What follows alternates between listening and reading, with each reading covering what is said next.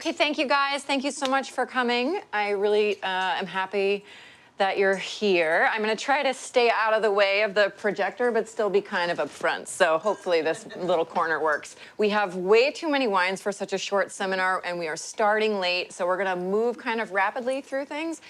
Okay, so Muscadet. When James told me that I'd be talking about Muscadet, I was very excited. This is a category of wine that I care about a lot. I think it's very, very, very underrepresented, in media and on wine lists. It's an enormous value and a very exciting category of wine, and there are a lot of changes happening in the region. I was just there a couple months ago. I had a fabulous time, and so I was like, this is great. We'll talk about Muscadet. Let's call it Muscadet. And then I was told, no, it's Muscadet as a framework for wine studies. So what does that mean? It means that we're going to talk about not just the region of Muscadet and the wines of Muscadet, but also about studying and about information retention. So in a sense, we're going to use this region as a case study into how you approach learning a new or refreshing on a familiar wine region more in general. So how do we learn a wine region? This is something that I ask myself. I like to ask a lot of questions while I'm studying or while I'm reading or while I'm anywhere. The more questions you can ask, the better. And this comes right down to sort of my personal theory of wine education. And this is by no means unique to me. I'm sure there are self-help books written about this exact same thing that touch on a lot of these points. But this is just what I've discovered works for me and works, I think, for some of the students I've taught over the years. So create context to increase stickiness. I think, knowing a lot of sommeliers, knowing people specifically on the CMS path, I know that there can be a lot of memorization and that can feel kind of overwhelming and brutal. And we're short on time, of course, so maybe you don't want to spend too much time reading about the 18th century history of the region you're studying, but sometimes that kind of in-depth exploration can create a web of information that will just make the information that much more, that resonate with you and stay in your brain a lot longer. So context means a lot of things. I think of the physical context is probably the first thing that should be tackled. Don't just look at a wine region like, when I first moved to New York City, I learned the city by jumping out like a little groundhog on the subway, all these different stops. And so I learned these neighborhoods in complete isolation, and I didn't really understand how they related to one another until I started walking, right, between the areas. And I kind of think about that a lot when I'm approaching studying about wine, because, don't just look at Lodi in California, look where it is in the state, how far it is from other regions, and where it is in relation to major landmarks, et cetera. So that's physical context, I think, is important. Stylistic context, right? Where does the wine style tend to fit in on the spectrum of global styles? Historical context. This, I think, often gets overlooked. It's a sticking point of mine, so we'll come back to this a bit more in the presentation, but why is the wine region the way it is? Why is these particular grapes? Why these particular laws? How did it sort of evolve and come to be? And then if you really want to go nuts, you can talk about the social or the economic or the political context as well. And this just will build color and will deepen your understanding of the region and will deepen your understanding of the wines. Examine your relationship with the region. So just take a minute to take stock about your experience with these wines, and maybe your experience is zero. And there's information in that as well based on where you've worked and the type of career that you've had. If you've only worked in really white tablecloth fine dining establishments, it's possible you've never worked with the Muscadet wines before. If you've been waiting tables in a bistro, maybe it's something you're incredibly familiar with, right? And so that gives you some information right there about where the wines kind of fit in the world of wine, right? And then get your head out of the vines. So this is really only applies if you're physically able to go to the region, which I know not all of us are able to do, but should you travel to Muscadet or any other wine region, don't just think about the vines and the trellising and the cover crop. Take a minute and really look all the way around. I was recently in a wine region in California, and as I'm looking around, I noticed that the mountains that surrounded us were completely devoid of vegetation. There wasn't a scrub brush, there wasn't a grass. And that gave me some information not only about, potentially about the underlying bedrock of the region, but also about water availability, et cetera. So you can take in some information from the scenery, okay? The flora, and the fauna that surrounds you. Also, how the air feels. If it's humid, you have to take the time of year into account, of course, but there's information there. The building materials of the local houses, that's something I think that's especially fun in some of the more old world regions in Europe, you know, slate roofs, limestone brick walls, et cetera. Distance from a major metropolis, this is also really important, especially to go back to California, which is where I lived for the past 10 years. Consider a region like Lake County. Part of the reason why it's been slow to develop, now there's many, but one of the, what I think the major ones are, is that it's in the middle of nowhere. It's very far from an urban center, so it's hard to get building materials, or it's harder to get labor, et cetera. It's harder to cultivate tourism. So proximity to a major metropolis, there's information in there too. Also, the size of the houses and the cars. Is this a wealthy region? How are the people dressed, right? How nice are the cars that they're driving, et cetera? That will give you some information, not always one-to-one, but if it's a very wealthy area, maybe you'll find more new oak in the wine, right? New barrels are expensive. Certain technology in the cellar and in the vineyard is expensive. And so that can give you some information. So step one, learn the basics. So the who, what, when, where, why of a wine region. This leads to expertise, right? The nuts and the bolts. I know that Muscadet is Melon. I know that it's located next to the Atlantic, et cetera. When you learn the exceptions, you know, who else, what else? So who else, what are the unexpected wineries doing here? What else are they making? And that leads to mastery, right? Understanding the exceptions is a deeper level of learning, but you can't get to step 2 without step 1, right? Learning fundamentals is really important. So let's just take a minute and prime our palates with this, I think, representative bottle of wine. It's a 2017 Domaine de Beauregard. It's a Muscadet Sèvres sur Lie. So probably the most common type of Muscadet that comes to the United States, right? Something like, well, we'll get more into this later, but something like 80% of the appellation is this Sèvres subset. And then sur Lie is an aging designation that specifies how long the wine spends on its fine lees. It's a very popular style of designation, and this is what you'll most likely see in the United States. If you order a bottle of Muscadet from a wine list, this is probably what you're gonna get. So just take a second and taste this.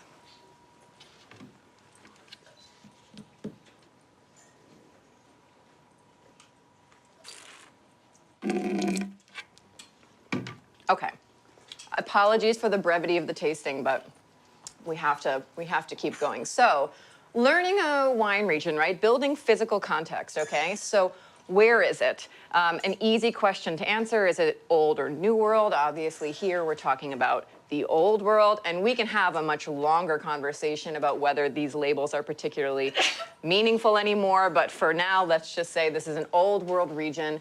What's the country? It's France, the Loire Valley. So where in France is this situated, right? Because French wine doesn't really give you a lot of information. France is a very large place, right? If you think about the difference in climate between Champagne and the Languedoc, you know that you can't generalize really with this country. So the Loire Valley, imagine in your mind where that is, or even better, turn to a map. And then within the Loire Valley, where are we? So this is in the Pays Nantais, which is way in the Western Loire. So here's a map.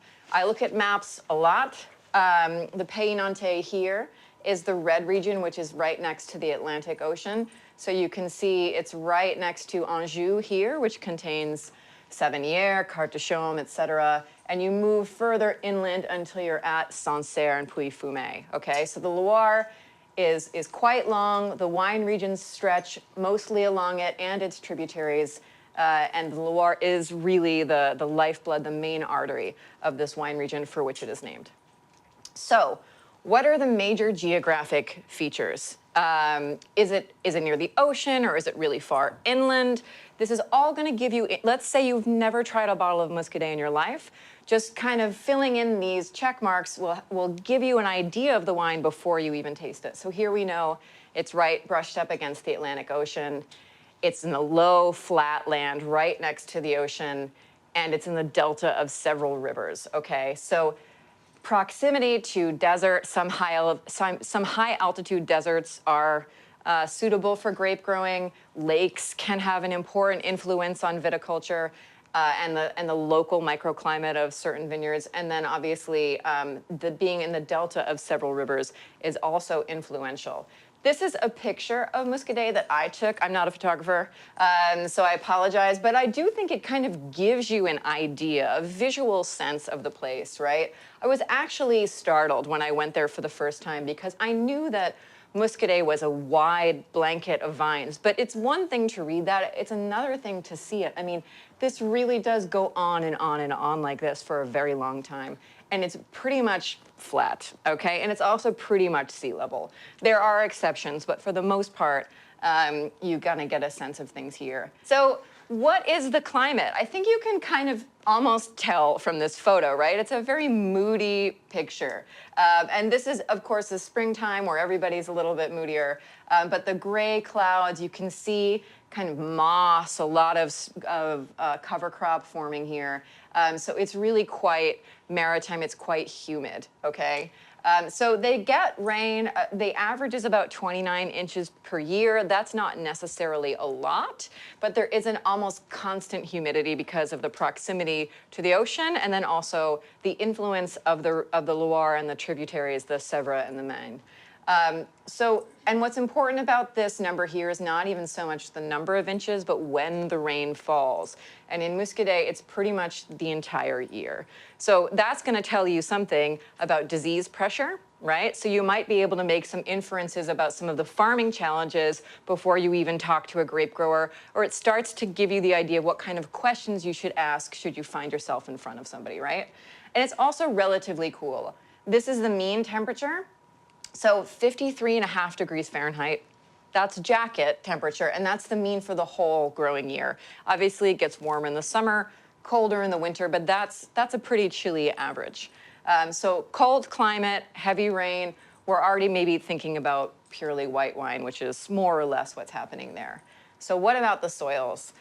Because it's the delta of several rivers, it is rich and deep for the most part, but there's a surprisingly complex geology. When I think of river deltas, I just think of kind of deep, fertile soils, like where you would grow lettuce. But here there is a really special and complicated patchwork of soils. Probably the most significant is granite, and then there's these other soils. I feel like a lot of times wine writers and sommeliers will throw out names of rocks like they're supposed to be meaningful to the consumer, and we just end up alienating people. So I don't want to dwell too much on these soil types until we talk about the crus, because Muscadet as a region has decided to kind of hang their flag and base their future on more or less kind of marketing different soil types. And it's an interesting gamble. We're gonna taste some wines from different soils side by side. They do taste, I think, very differently, but sometimes it's hard to generalize and articulate. So it's a little bit risky, but it's also smart because site-specific wines are trending now. That seems to be the way the industry is moving. And you'll notice this in other regions like parts of Spain that are moving to shift their wine legislation to favor site over élevage, et cetera. So anyway, there's these new things called the Cru Communaux, and it's this map here, which is kind of complicated. Pay attention to the colors and not these gray outlines here, because the colors are what represent the different crus. They just happen to be drawn more or less according to geological boundaries. So the gray lines here represent different communes, but so you can have one like this big cru here touches several communes. Don't worry about the communes. Worry about the crus. And so in 2011, the first three were drawn and approved by the government. Gorges, Clisson, and Le Palais. You may have already seen those on some wine labels. And then just last June, this past June, a couple of months ago, these others were approved. There's a few more on the way. There will be a total of 10. So, you know, this is tricky, right? Because when you start, if you think about a place like Paso Robles, where they suddenly in 2014 broke up Paso Robles into a bunch of different sub-appellations. Most consumers still have no idea what any of them mean. It's risky, but then if you consider the success of Beaujolais' Cru program and how that really has gained traction, both with the trade and with the consumers, this could be actually fun, really quite smart.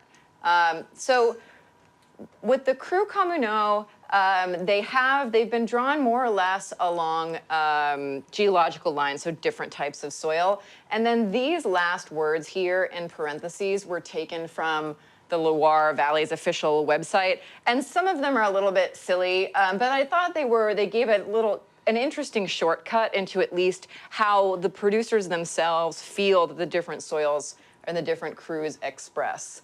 And they've also extended the time on the lees. So Cru Communaux wine, if you see one of these crus on the label, it's been resting on its lees for 18 to 24 months, which is longer than is normal for the basic sur lie designation. So we're gonna taste 3 wines from 3 different soils. So this new movement of this Cru movement, so I look at this and I say, why is this happening? How did this get started? You know, it's a pretty bold initiative. It really would have taken a lot of organization and a certain amount of vision. So there were a handful of producers that have been beating the drum for the special properties of melon on the different soils of Muscadet and saying, we're not just a region that makes generic white wines to be enjoyed with oysters. There's a lot more complexity here. So the next 3 wines, take a minute and taste them side by side. The first one is going to be, you have the paper, but it's nice, ortho nice, and granite, okay?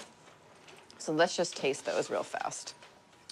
We're gonna get more into the nitty-gritty of the legislation later, but you can see here on this description, these guys are being aged on their lees for 15 to 18 months, and because that's longer than the sur lie label asks for, they can't put sur lie on here. So even though this wine was very much aged sur lie, it was aged on the lees, they can't legally put that on the label. So that's a little bit of a kind of a silly thing going on in Muscadet right now, but nonetheless. So this is a producer called Domaine de l'Écu.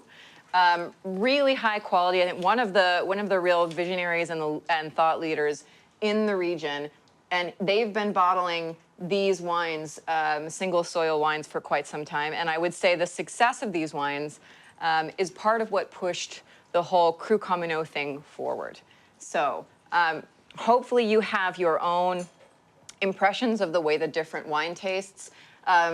Just in general, the people behind the winery believe that the granite wine has the most kind of lemon and acidity. It has the most energy and movement on the palate, and describes the ortho nice as being kind of the fatter, richer of the 3, with the nice falling somewhere in the middle with more muscle and power here.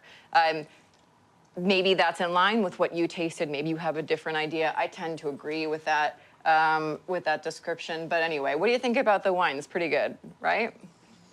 Seriously good.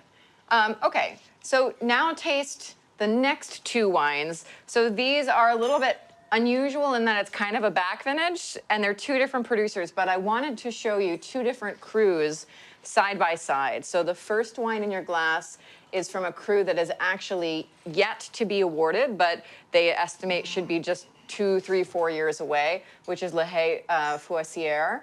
And then in the second glass will be the Clisson, which was one of the first wave of crus presented. Clisson is on mostly granite soil, so again, you should be looking for more of that electricity, of that bright, upright nature to the wine. The one-word description from the Loire Valley Association for this cru, Le Haye Fouassière, is elegance.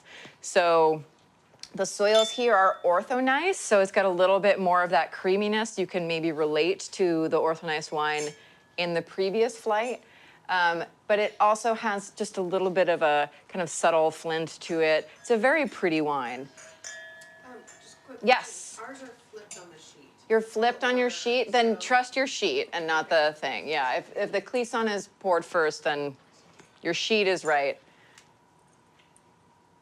And so you can see the map down here, kind of where they came from. The Clisson comes from the very bottom, very southeast of the appellation, and the La Haye-Fouassière comes more from the northwest, so closer not only to the rivers, but closer to the Atlantic Ocean as well.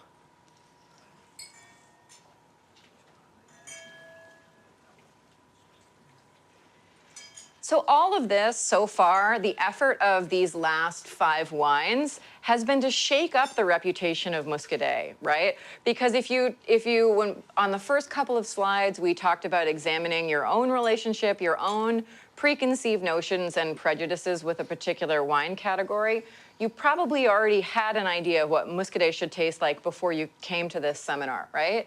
And I think probably most people off the street, if they knew what Muscadet was, would say that it's a kind of easy drinking, uncomplicated, dry, bright white wine, right? And that's certainly true. There's a lot of wine like that made in this region. But the point of these last 5 wines is to say that within this region, there's a lot of variation and nuance, and thoughtful winemaking and careful farming and the careful delineation of geographic areas can actually highlight all of that diversity and intensity.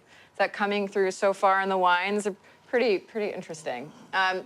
So of course, if you're being a good student, you're gonna look beyond Sèvres-et-Marne, even though you can see just statistically how much of the hectares of this region are dedicated to this appellation. So this is almost 8,000 of the hectares. If you look at these other AOPs, the next biggest one is only 1,200 hectares, and that's dedicated to Fol Blanche. So this appellation here, Gros Plant du Pays de Nantais. We're gonna taste one later.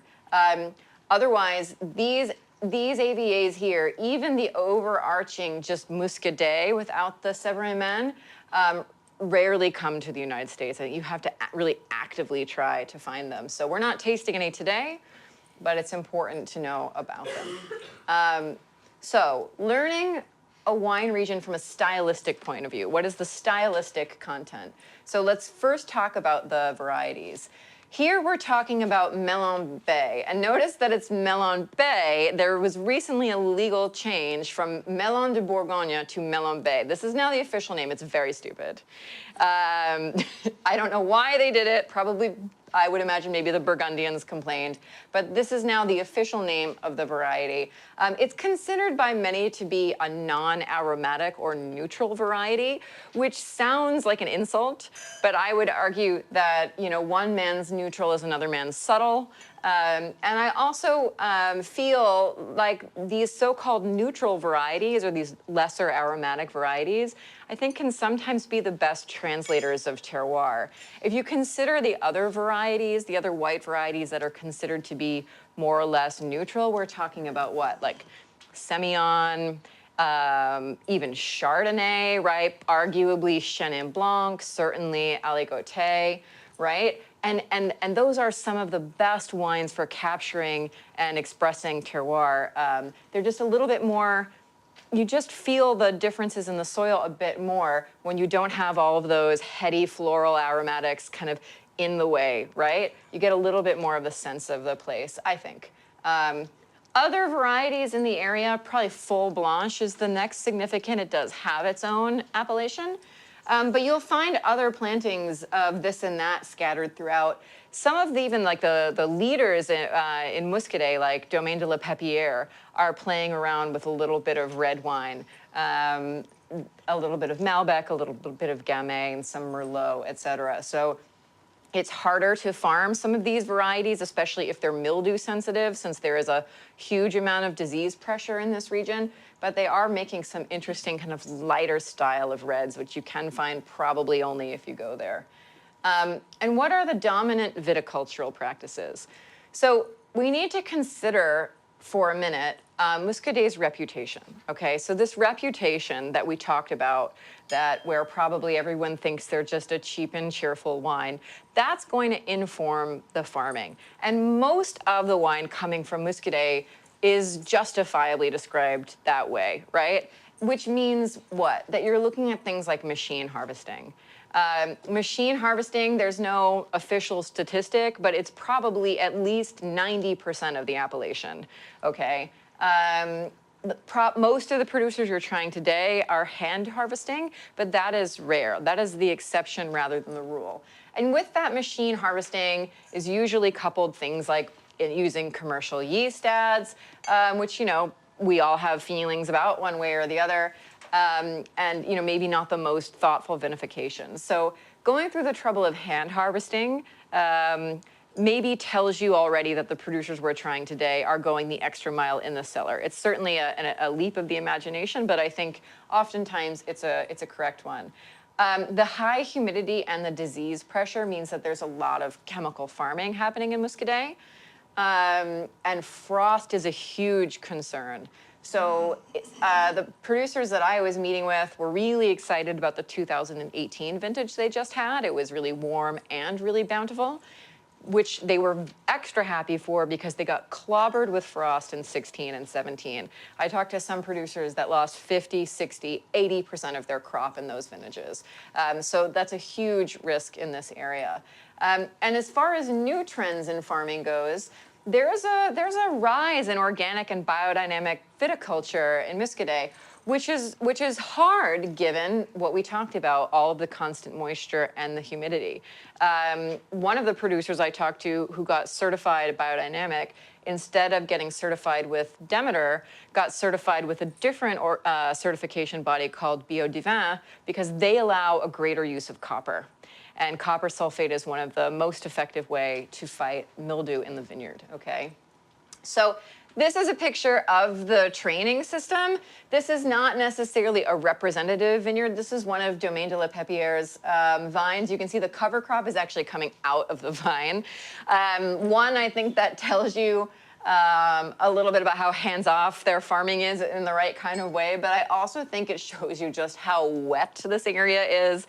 If whatever this plant is could take root inside the vine, it was pretty wild. But you'll see here the vines are trained very low to maximize heat, right, and solar radiation from the ground, and they're just trained in a single guillot. You can see this throughout the region. So we're approaching a wine region for the first time, or we're refreshing our minds. What are the dominant winemaking practices? Not just what they're doing, but what they almost never do. So one of the things that I found who here has been to Muscadet? A couple of people? Okay. One of the things that I found so interesting about going there is the way the cellars are configured, right? Kind of wineries for the most part are pretty boring. And you go to one winery, you know, with a few exceptions, you've seen it all, right? The stainless steel tanks, the rows of oak barrels, whatever.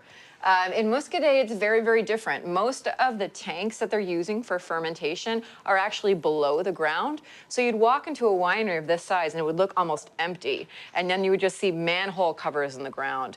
And that's very smart, right? Because they're capitalizing on the naturally cooler temperatures of the soil, much like digging a cave if you had sturdy bedrock to dig a cave into. Instead, they're submerging these large glass-lined cement tanks, and that's pretty much the sum total of it. So I took some pictures. This is at Pepierre. So they have some cement tanks that are actually above the walkway, but for the most part, you're looking at a situation like this. So it's actually incredibly efficient. The tanks are below on a flat surface. Then you can have your little lab. You can have your glass for bottling, as you see here, you know, et cetera. It's a really efficient use of space and pretty fascinating. This is a winemaker, Julien Breau, who makes one of the wines we're going to taste later. And so these are his tanks that are submerged in the ground. This is his thief, which I thought was hilarious. It was as tall as he is. And he dips it way down. It's like a spear fishing rod in order to get samples and to taste the wine. So it was really refreshing after traveling the world and seeing so many cellars that more or less all look the same. Muscadet really has its own traditions that are really special and intact and unique to the area. So extended lees aging, as I mentioned, is another hallmark of the region, and we'll talk about that more in a bit. But then what don't you see, right? Because there's information here too. You're not really going to see new oak in a Muscadet, right? There are some people that are experimenting with barrels, but they're mostly neutral barrels. you're never really going to see overripe wines. Part of that is climactic, certainly, but also just the sort of group style of the region. And you're really not going to see high alcohol. All of the wines that we're going to try today are between 11 and 12% alcohol. So pretty good, and I think pretty on trend, right, for most restaurant wine lists and for most consumer demands in certain markets at any rate. So let's talk about lees for a minute, right? Because I think if you were, let's say that you were studying, if you were on the CMS path, which just so you know that I am not, then you would probably have to memorize things like the amount of time a wine can legally spend on the lees, right? So, you know, to be called Sur Lie, it must be bottled directly off its fine lees between March 1st and November 1st, the year after harvest, right? So maybe you work really hard to memorize that, maybe you make a flashcard. But it's hard for that information to have any relevance to your life unless you know that that came from the tradition of wineries saving their best barrel of wine until Easter to share with their family, or sometimes into the summer for weddings, okay? So they would take their very best barrels and they would save them, they wouldn't open them, and they would open them for Easter or summer weddings, and so therefore those wines spent more time on the lees. So therefore the best wines from Muscadet were associated with more time on the lees, and that tradition became law. And that happens a lot in old world wine regions, right? And so you can make this information much more meaningful if you dig a little bit into the cultural traditions of the area. So that's one thing. Like I said, the Cru Communaux wines, they are extended lees aging, so they can't put Sur Lie on the label. And then even then, there are other producers leaving their wines on the lees for 3, 4, 5 years, making specialty cuvées, like Pépierre makes a 3 and a 4, which are named for the number of years they spend on lees. They also can't put Sur Lie on the label. So French law is fascinating when it aligns with cultural practices, but most of the time it's incredibly frustrating, right? But lees is really interesting. So what does lees do to a wine? What does it physically do to the wine? The Melon de Bay grape, which we've discussed as being a little bit neutral, right? Potentially a little bit thin in body, it gives it a lot of richness. So I think probably everybody in this room knows that lees are the dead yeast cells that have expired after fermentation and are left kind of marinating in the wine, if you will, right? And these yeast cells decompose, which sounds grody, but is actually really, really good for the wine. These yeast cells are rich in proteins, fatty acids, and vitamin B. And vitamin B, boys and girls, very good for hangovers. So that's fun. And then that also releases a lot of manoproteins. Is anybody in here on the MW track? No? Okay, so I'm the lonely one. When you're on the MW track, you have to learn a lot about the physical chemistry of winemaking, et cetera. Well, manoproteins are now produced in laboratories, and winemakers can add them to their wine as an additive in order to prevent tartrate crystal formation. So, you know, maybe in lieu of using cold stabilization or in addition to cold stabilization. It was developed because people at some point realized that wines that were aged on their lees rarely through tartrate crystal deposits and also rarely demonstrated having protein haze in the bottle.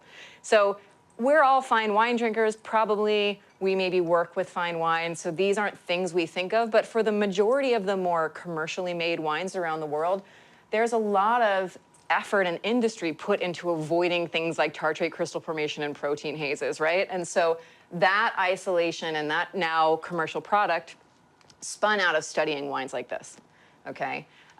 They also impart body complexity, I think is arguable, the ability to age, and often a tiny effervescence in the wine. So these have maybe been sitting in your glass a little bit too long, but if you ever open up a bottle of Muscadet and you get just a little bit of sparkle in the first glass, like, that's such an attractive and fun element of the wine, and it has everything to do with this fine lees aging.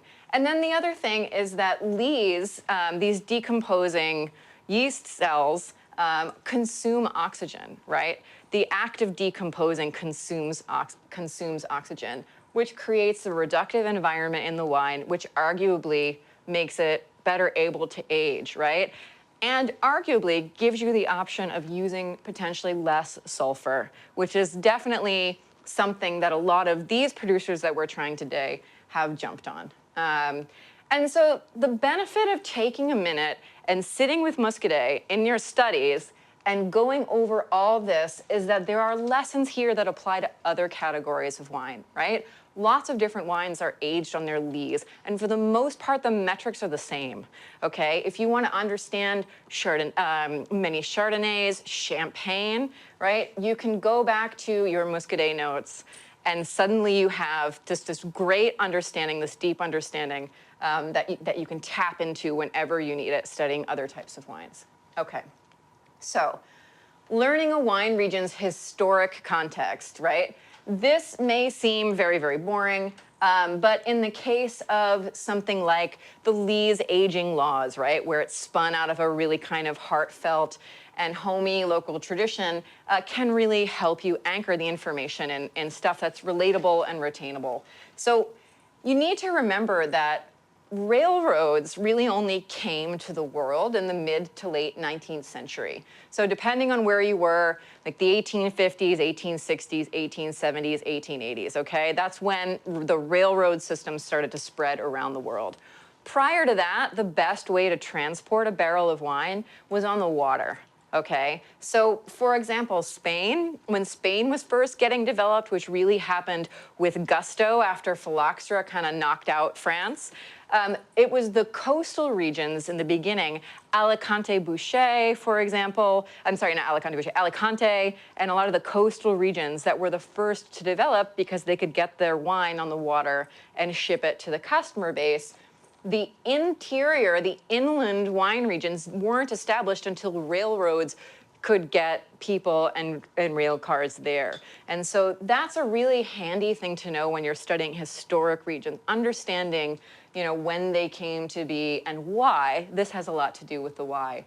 And because of that, you know, the Loire is the longest river in France. It's the last wild river of France, which sounds so romantic, but basically just means it's not dammed anywhere. And it has been and still is an important trade route, okay? It's also, if you go there and you see all the beautiful castles and chateaux everywhere, that's because it was a vacation spot for the French nobility and sometimes the royalty. So that's obviously gonna bring a certain amount of money and acclaim to the area. And then also the Loire basically runs right up to Paris. There have been canals dug, et cetera, that bring you right up there. So all of these things historically help put in perspective why the Loire and why a place like Muscadet would take off and become established. And then there's some interesting stuff with varieties, right? So you know about Muscadet, you know it's Melon Bay, but then why is it sometimes Full Blanche? Is that just a random thing? Is it because Armagnac is nearby? So maybe the variety has a history there? Well, it's really actually quite interesting. So the Dutch, right? What do we know about the Dutch and French wine? They drained Bordeaux, okay? That's not all they did. They had a wide impact on the coastal areas of France because they were a maritime people, okay? Maritime traders. So not only did they drain Bordeaux and fundamentally change both the terroir and the style of Bordeaux, but they also encouraged the planting of Full Blanche in the Muscadet area. So prior to Full Blanche, obviously the records are a little bit dodgy, but there was just kind of a mishmash of a lot of varieties, including a lot of red varieties. The Dutch said, no, you should plant Full Blanche, we'll pay more for the grapes. And for the most part, the variety is very vigorous, very high acid, and it was used to distill, right? It's the same reason why it's still present in Armagnac. And Full Blanche was a really important variety. By the time phylloxera came to the Loire, 2/3 of the Nantais was planted to Full Blanche, not Melon. So the history of Muscadet and Melon on a geologic scale is actually quite young, okay? So Melon had an interesting start. you should ask yourself sometimes why is it called Melon de Bourgogne? De Bourgogne. This is the benefit of asking questions. And that's because it was originally made famous in Burgundy. And just like Gamay, it was given the boot. So in 1567, Philip II of Spain issued a decree banishing Melon de Bourgogne from Burgundy. And so it ended up eventually kind of in Muscadet in a small way. After the in the 17th century, the Dutch started to recommend the variety be planted alongside Fol Blanche for brandy. Again, these records are a little bit iffy. But in 1709, something really crazy happened. So in 1709, there was a very dramatic frost. And the special thing about Melon de Bay is that it is very, very cold hardy and very frost resistant. This was no normal frost. I've been reading about this frost, and it's insane. This frost lasted for 3 months. It was in the sort of second wave of the Little Ice Age that Europe had from like the 1300s, 1400s to the mid 1800s. People were ice skating in Venice. All the canals froze over. All of the riverways to Paris were frozen over, so nothing could get in or out for 3 months. There was widespread starvation. Hundreds of thousands of people died. Animals froze in their stalls. The port of Marseille froze over, right? And it's quite warm there. It was an unbelievable, globally catastrophic event that really slashed the population of Europe. And I only know this because it relates to wine. Right? Which is very silly. Massive human casualties, yes, but it gave Melon de Bourgogne a boost in Muscadet, which is what's really important here. So anyway, so that sort of puts that in. That was Melon's kind of first boot up. And then when phylloxera did finally come to Muscadet in the very tail end of the 19th century, people just were kind of like, let's just do this Melon thing. Seems like a sturdy variety. We know it can handle 3 months of pure frost. And also it's disease resistant and mildew resistant, which Fol Blanche was not. So you could see how that would be a problematic variety fundamentally in a wine region like this. So we talked about lees.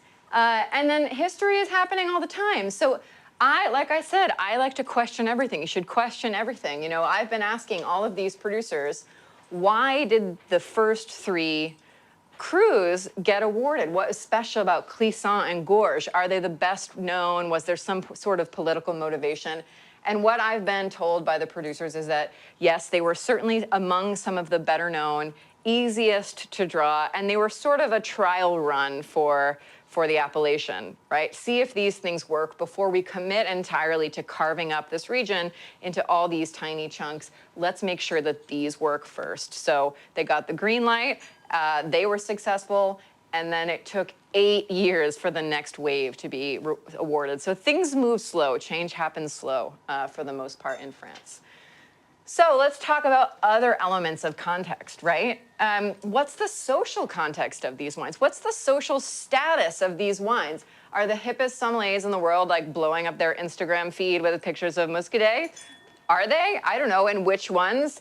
Are status drinkers, are NBA players posting bottles of Muscadet, right? There's information in this. To what demographics are they aligned? Does your mom drink it? You know, all of this stuff is information. And then I've touched on this a little bit. How much the wines cost has a huge impact on everything else. How much you can sell a bottle of wine for works its way backwards through the production process from what equipment you use in the cellar or don't use, and how carefully you farm, right? And also yields and things like that. So Muscadet still is really cheap. Well, have the wine searcher average prices on all of the wines we're tasting today at the end of all of the things, and it's like most of them are around $13 to $15, right, for these wines that I think are some of the best in the category. So that tells you something. Is it a wealthy region? Is that price on the rise? Is that price on the decline? You know, these are important things to ask.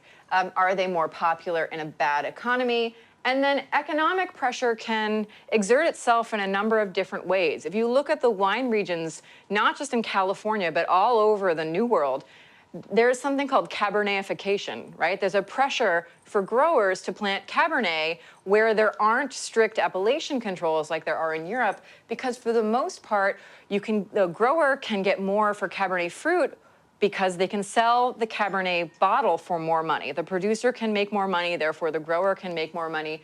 Therefore, Cabernet is spreading all over the world and replacing some indigenous varieties or less popular varieties, et cetera. This all comes down to economics. That's less of an issue in an old world region like this, which is why the term old world still sort of matters in this context. And then also, what is the political context, right? This is a very interesting topic for many of the wine regions in the world vis-a-vis labor, right? Where is the labor coming from? You know, what are the international dynamics there? What about taxes and tariffs? This is a huge topic in the United States with our current administration, you know, taxing this and that and spatting with the French. So, you know, these are all points of information that will inform the whole point of the region. So,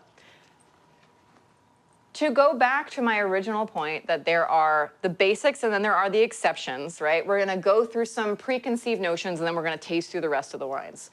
So, point, Muscadet is a simple wine meant for early consumption.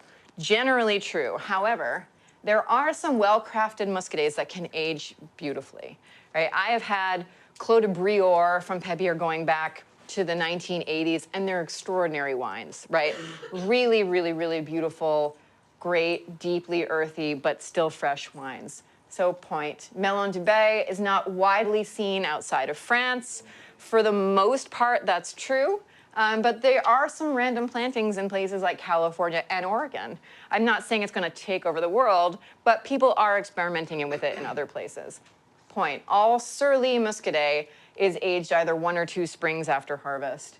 And then, of course, we've discussed that some producers really go nuts with the lees aging. So taste the next wine. It's a little bit silly.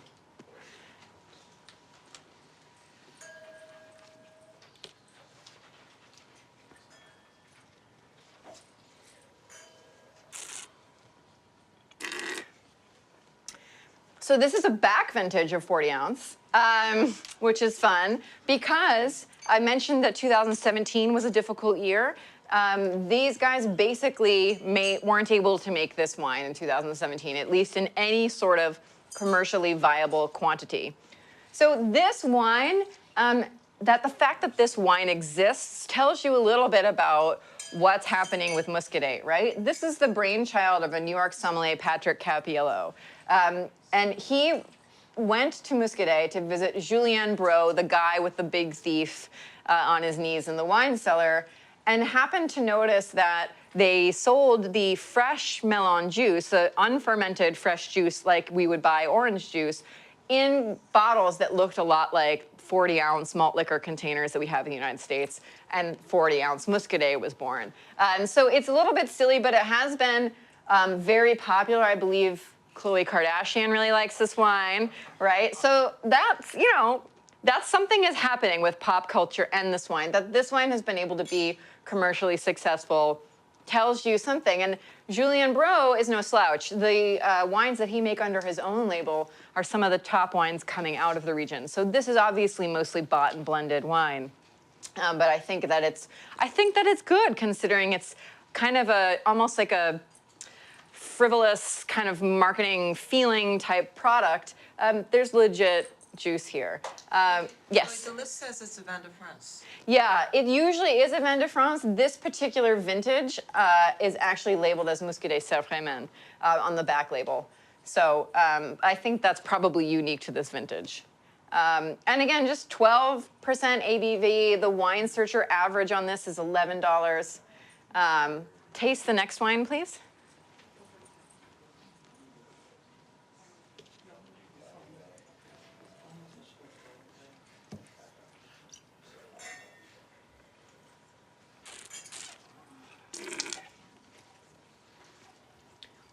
Who likes this wine? It's super good, right? This is Fol Blanche. So this is one of the main components in Armagnac, right? This is a sort of detested variety that a lot of people think is really not worth much. There are a few producers like these guys, the Libaud family, who are making some what I think is really beautiful Full Blanche, very floral, extremely bright, really kind of wakes you up. Just delicious wine, and I think really good. There is a Sur Lie option in this appellation, Gros Plant de Nantes. These guys did not elect to utilize that, so this is bottled more or less immediately after fermentation and only 11% alcohol. And again, Wine Searcher average of $11 a bottle. Pretty great deal. Taste now the next wine.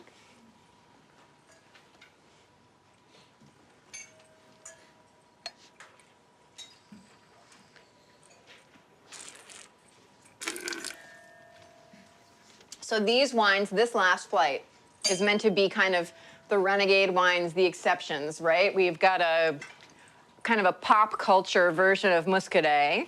Then we have a Full Blanche, so a variety other than Melon from the region. And then this is a Melon from outside of France. So this is a property, this is a brand called Liordi, and it's an American brand. It's owned by Eric Railsback, the sommelier, with Justin Willette. He is of Tyler Winery, I'm sure you've probably heard of.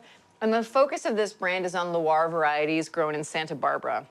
So this is actually own-rooted Full Blanche, own-rooted Melon from the Bien Nacido vineyard. Jim Clendenin used this fruit before these guys.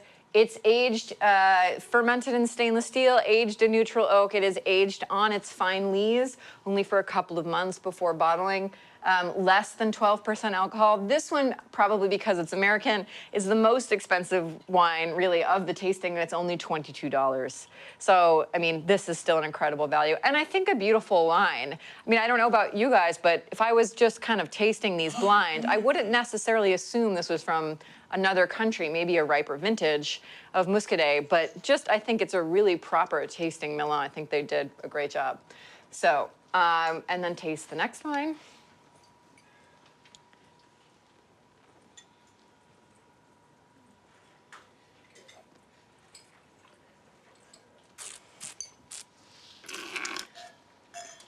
I really wanted to drive home the point that Muscadet can age beautifully, and I think that this wine does the job. I almost don't want you to try the last one because it's not showing so good, but this wine makes up for it, right? And I think this is part where the magic of the lees aging comes into play. Right? How nutty and yummy is this wine?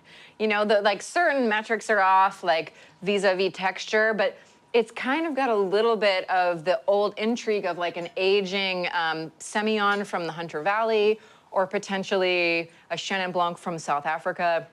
It has this kind of like low-toned, human, sweaty, kind of earthy quality that I just think is so compelling. And I love this wine. Now, it's not that old, right, 2013, but in terms of Muscadet, this is, you know, geriatric.